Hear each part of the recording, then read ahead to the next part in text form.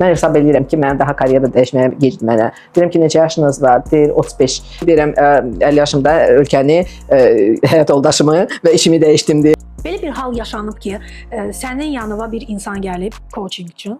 Sən görmüsən ki, bu insana coachingdən daha çox psixoterapiya lazımdır. Sənin fikrincə özgüvənlə, özünə qarşı hörmət bu iki ifadədə nə fərq var, yaxşılıq var? Mən bilirəm ki, sən keçmiş həyat yoldaşınla da çox gözəl əlaqələriniz var. Bu haqqda da danışmaq istəyirəm. Özünə sual verməyi öyrənirsən və o suallara dürüst cavab verməyi öyrənirsən. Adam əgər sizə o çətinliyi yaradırsa, çətinliyi yaşadırsa, siz ona mübarizə göstərsiniz, o daha da çoxaldacaq onu. Sadəcə tamamilə sərhəd qoymaq lazımdır. Özünüzü o neytrallaşdırmaq lazımdır ondan ki, o elə adamdır. O elə keçirir bu boşalmaq olsun, başqa bir situasiya olsun. Onu qəbul etmək lazımdır və öz tərəfinizdən necə bacarırsınızsa, o situasiyadan uzaqlaşmaq lazımdır. Bir günü təkrar yaşamaq şansın olsa, hansı günü seçərdin?